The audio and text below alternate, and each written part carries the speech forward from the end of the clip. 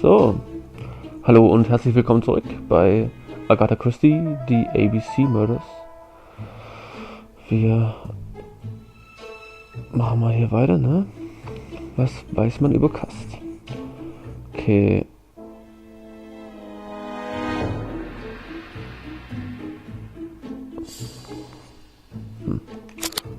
Ja, ist beeinflussbar.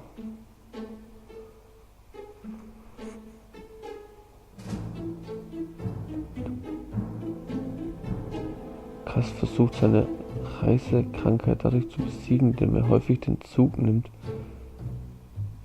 Ist es so? Kauft Zeitungen, die über den Fall schreiben, er wollte die Tatorte sehen. Die Opfer des ABC-Falls sind in den Akten von Dr. Clark. Kast ist Backstreet gefahren, weil er Lust hatte zu baden. Das weiß man, dass es sich nicht erholt hat, ne? Wurde während des Kriegs verletzt.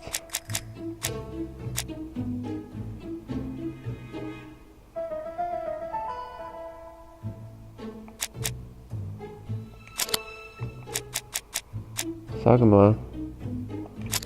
Kast, also er wurde auf jeden Fall während des Ding verletzt, oder?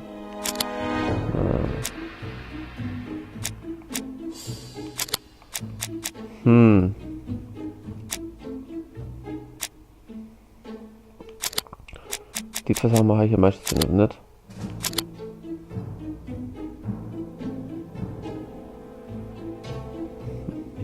Naja. Okay. Wie lässt sich Kasts Anwesenheit an den Tatorten erklären? Ja.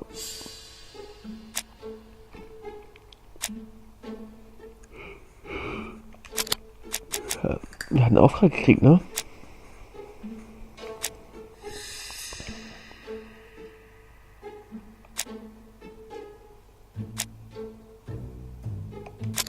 Macht keinen Sinn.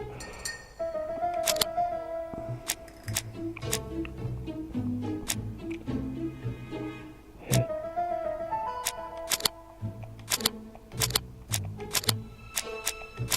Was? Jetzt bin ich verwirrt.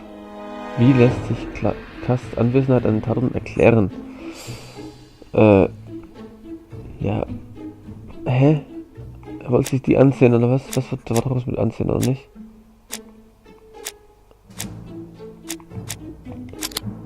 So.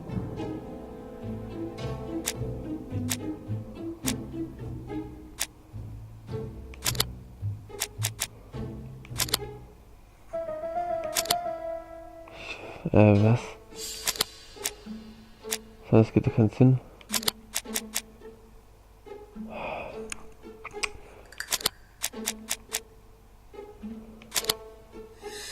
Weil du mich verarsche. So, warum ist er hin? Oder was hat er? Da hat er seine scheiß Strumpfhose da verkauft. Deswegen musst du doch da hinfahren. Hat ich mal so beknackt gemacht. Das gibt doch gar keinen Sinn. Er wollte die Tatorte sehen.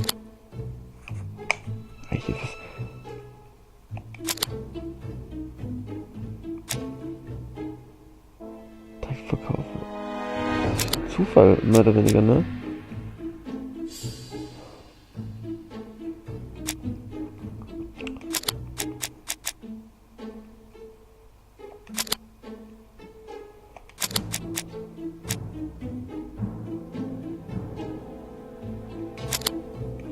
Ah, leck mich doch am Arsch jetzt, ey. Das ist nicht. Das ist nicht. Das ist nicht. Das ist nicht. So. Macht ja alles keinen Sinn. Wie lässt sich Kasts Anwesenheit an den Tatorten erklären? Wollt ihr mich verarschen jetzt, oder was? Alles andere macht gar keinen Sinn. Die Opfer des ABC-Falles sind in den Akten von Dr. Clark. Ja, das könnte vielleicht noch, aber... Ja, weil der fucking Mörder ihn dahin geschickt hat.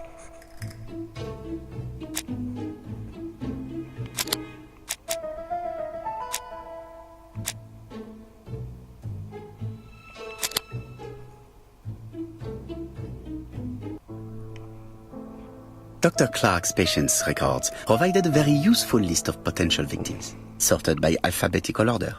The killer definitely used it, explaining the fact that all the victims were former patients of the doctor. It is this fact that clears Cust once and for all, because he never had access to these records. So how did he happen to be at the scene of the crimes? Either the murderer sent him there, or Cust was following him closely. Cust's highly suggestible nature leads us to the second hypothesis. The murderer was manipulating him. He systematically sent Cust to the towns where he was going to strike, so that the suspicion would land on the poor man's shoulder. That's evil! What sort of killer could have such a plan? And what would he gain from 3 completely different murders? Indeed, it seems unlikely that the same murderer committed all the crimes. What should we take from that?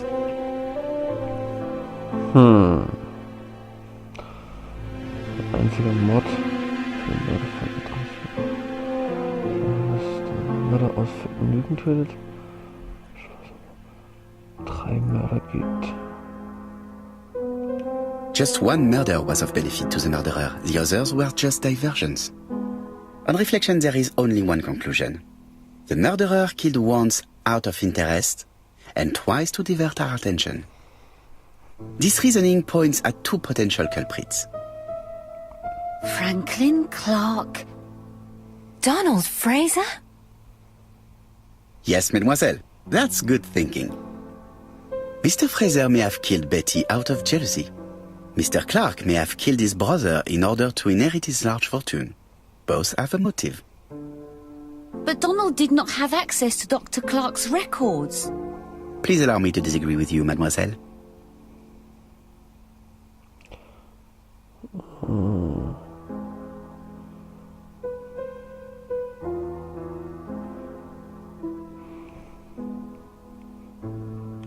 Donald, too, has been treated by the doctor.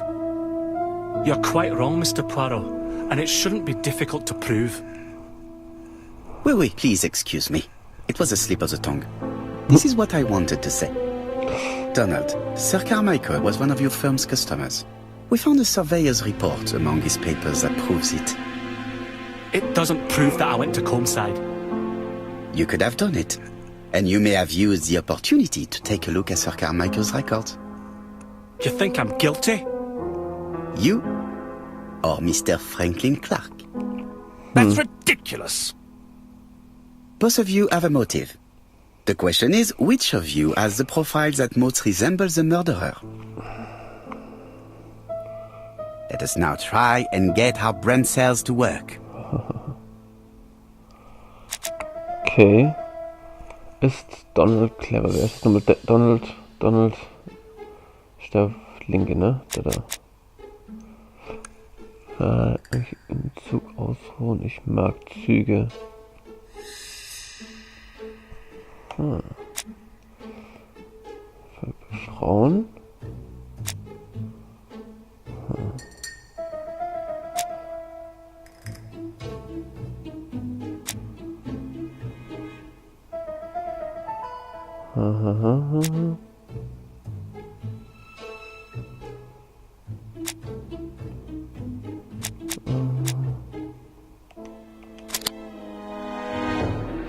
Okay, clever ist schon mal.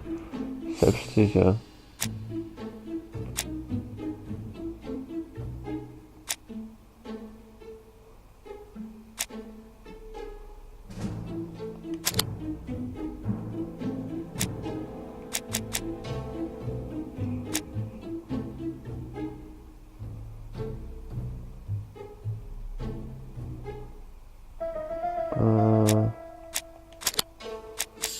Keinen Sinn. Das ist beeinflussbar. Verführer, ja gut ist. Ja. Wer mag Züge? Mag Züge? Impulsiv. Aufbrausend, ne? Großzügig.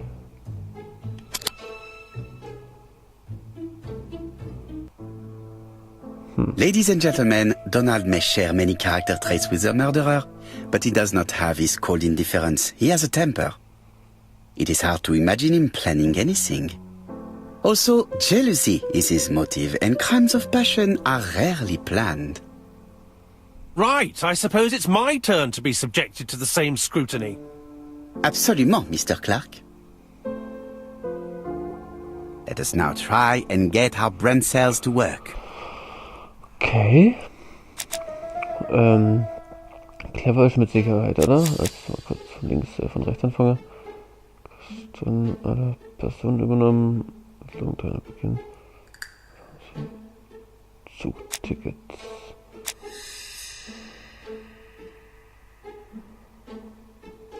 Warum?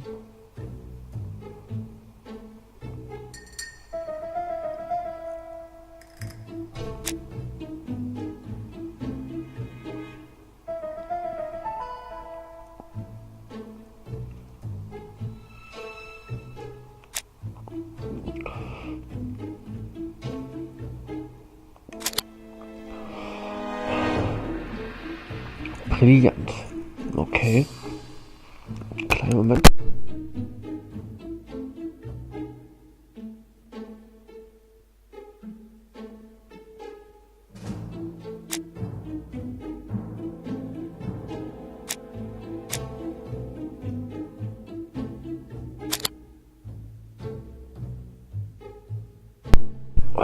So. Verführer.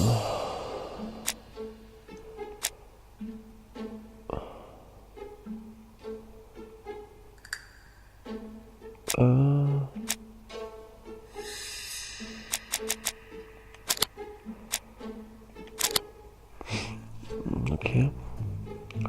Er ist ein Verführer. Er mag Züge. Nein, das war's nicht. Die Eisenbahnkinder.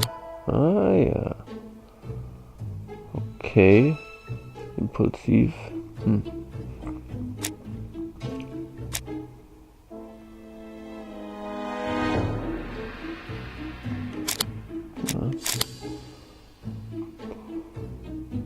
Kalt, großzügig,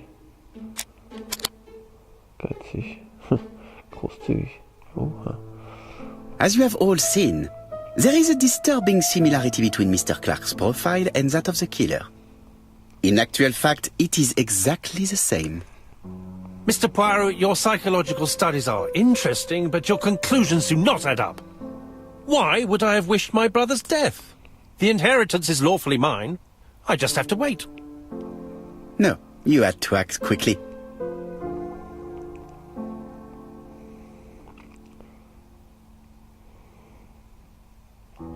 Because of Miss Grey. Mademoiselle, although you haven't been telling the truth, there is no doubt in my mind that you would have found a way to marry Sir Carmichael after Lady Clark's death. For you, Mr. Clark, it was a disaster. If Miss Grey had children by your brother, you would not have inherited a thing.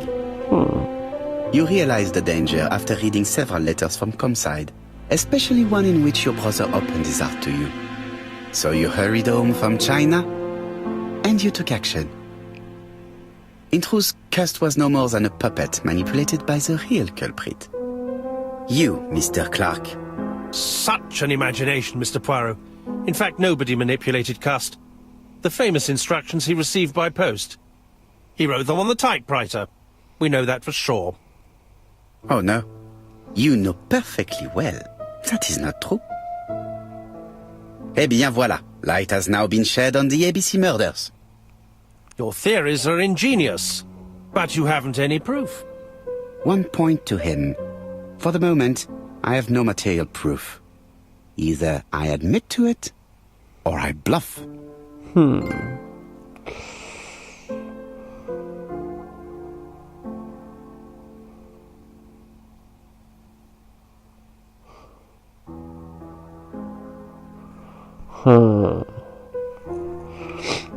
Gut, die Bluffs sind jetzt nicht so gut, aber Fingerabdrücke vielleicht.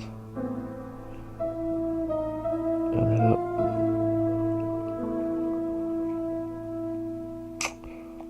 aber Proof is easy to find now that we know where to look. You have nothing on me. You're bluffing, Mr. Poirot. Come on, Thora, there's nothing for us to do here. Don't touch me. Thora! I understand why you never wanted to lend me your new typewriter, and why you were searching through your brother's things. And the hole you dug on the moors. What did you hide there? The knife you used to kill your brother? All right. Well played. I lose. The game's up.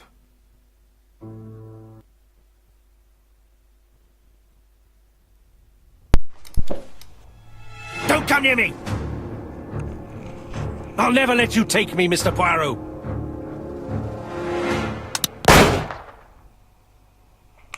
okay. Naja, wäre beides irgendwie interessant gewesen, ne? I'm sorry, Mr. Also Clark, ich there weiß is no davon. easy death for you. I expected your reaction, so I used blanks. I'm sorry, mademoiselle, but your second chance has been lost. Franklin Clark will never inherit his brother's fortune.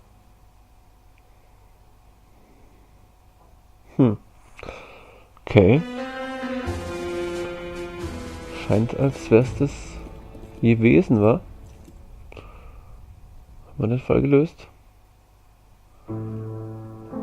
Disappointed at having missed the chance to become Lady Clark, Thora Grey left England. Donald Fraser and Megan Barnard married. On Poirot's recommendation, Mary Drower started to work for Lady Clark. The elderly lady's condition suddenly took a turn for the better. And a few months later, to Dr. Logan's great surprise, she was back on her feet again. According to this eminent physician, it appears to be an extremely rare case of spontaneous remission. Lady Clark has enjoyed very good health ever since. Sehr schön. Das war wohl das. Journal of an Innocent. The incredible story of ABC. As for A.B. Cust, after being advised by Poirot, he made a great deal of money by selling his story to the press. And as for me, and with business booming, the Black Swan has become the #1 tourist attraction in the whole of Yorkshire, even more popular than York Minster.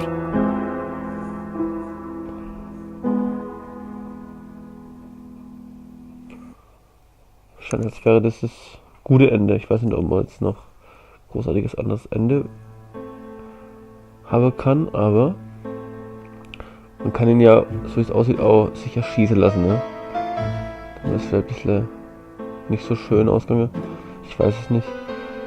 Mal danach nochmal schauen. Ja. Scheint, als war es das, ne? Ich lasse den Abspann wohl noch ein bisschen laufen. Danke fürs Zusehen. Ich hoffe, es hat euch gefallen. Ich fand es ein sehr entspanntes, interessantes Spiel. Nicht jetzt mega großartig so, aber man hat jetzt auch nicht wirklich die Wahl gehabt oder so. Es war jetzt nicht so wie bei den Telltale Games oder sonst irgendwie. Oder bei dem Sherlock Holmes Spiel, dass man da jetzt irgendwie verschiedene Wege gehen konnte. Aber ich fand es trotzdem echt cool gemacht so und ja. Hat auf jeden Fall Spaß gemacht. So, zum einmal durchspielen macht auf jeden Fall Bock. Okay, dann war's das mal. Ich bedanke mich fürs Zusehen und bis zum nächsten Mal, zum nächsten Let's Play, zum nächsten Spiel und adieu.